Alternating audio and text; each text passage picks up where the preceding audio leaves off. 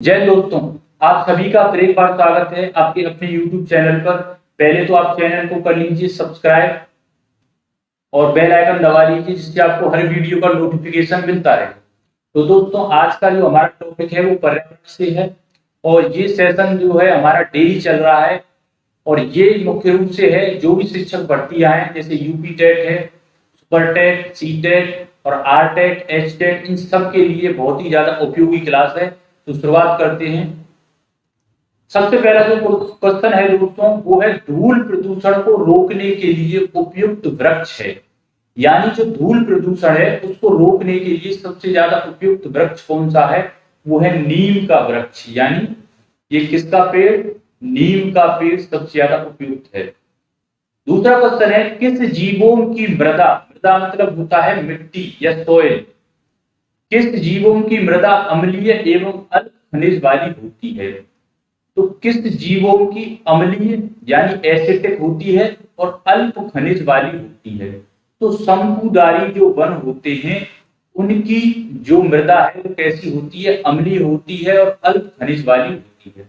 शंकुधारी वन कहाँ पाए जाते हैं? शंकुधारी वन मुख्य रूप से आपका पहाड़ी इलाकों में पाए जाते हैं। पहाड़ी इलाकों में ये जो शंकुधारी वन है वहां पाए जाते हैं।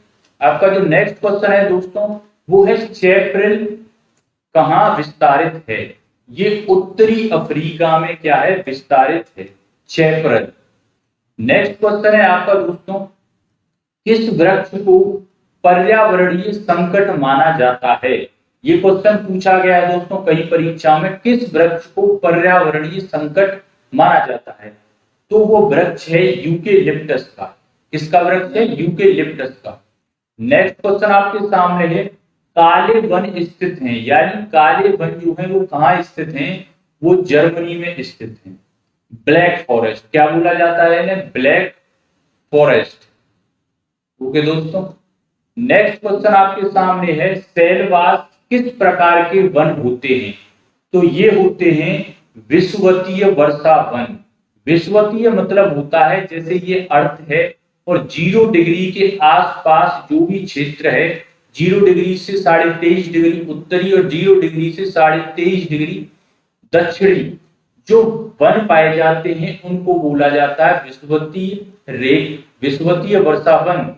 यानी जो इक्वेटर के आसपास जो वन पाए जाते हैं उन वनों को बोला जाता है विषुवतीय वर्षा वन, क्योंकि सबसे ज्यादा जो वर्षा होती है वो कहाँ होती है, विषुवत रेखा पर।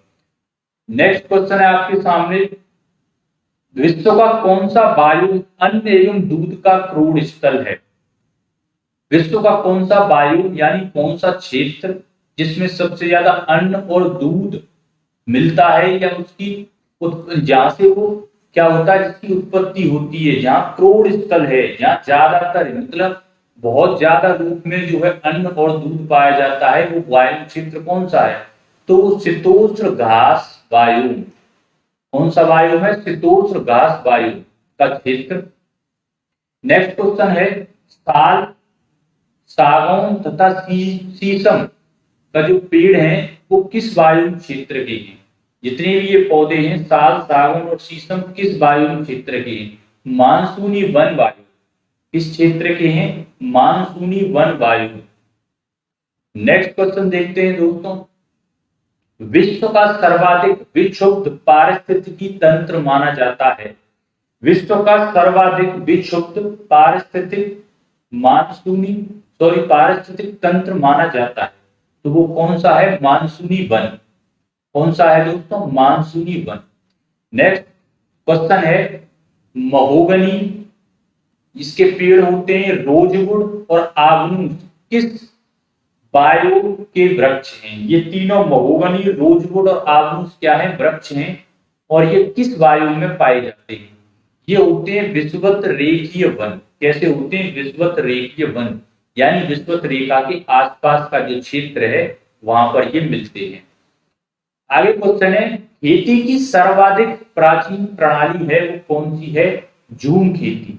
झूम खेती क्या होती है कि इस जगह पे लोग क्या करते हैं, उन्होंने सबसे पहले खेती की, खेती करने के कुछ सालों बाद वो इस क्षेत्र को छोड़ देते हैं, फिर वो नए तरीके से खेती कैसे करते हैं, जैसे यहाँ पर पेड़ हैं बहुत सारे और इन पेड़ों को काट कर दोबारा से यहाँ पे इस जमीन को या इस क्षेत्र को उपजाऊ बनाया जाता है और उसमें बाद में क्या की जाती है, खेती।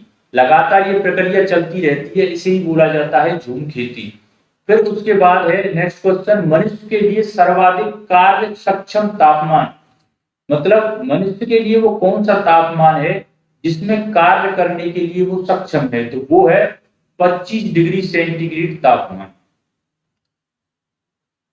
अगला क्वेश्चन है दोस्तों, मनुष्य के लिए सर्वाधिक कार्य सक्षम आर्द्रता है।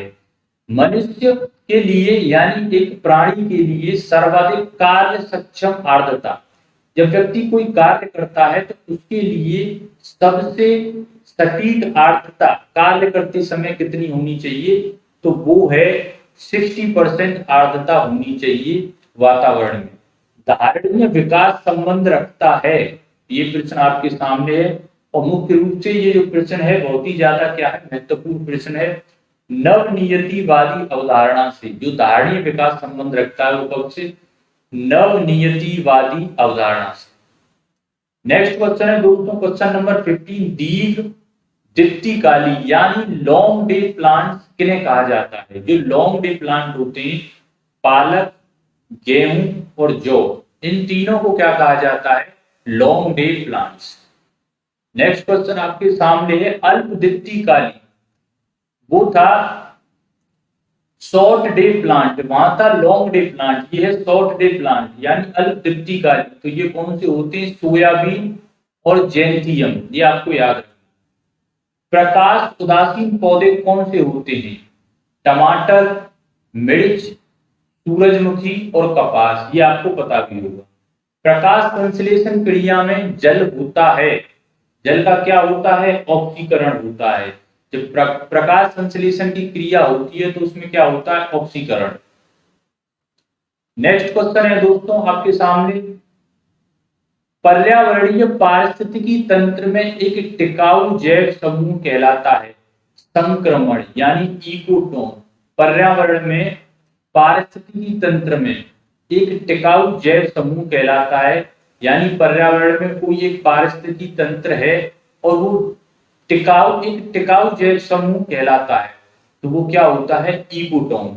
कीट भक्षी पौधे होते हैं, कौन कौन से होते हैं, यूटिकुलेरिया, ये क्वेश्चन पूछ लिया जाता है, पिछली बार भी ये यूपी टेट में पूछा था। नेपेंथिस डायोनिया और अगला है ड्रोसेया, ये 4 पौधे हैं कीट भक्षी पौधे।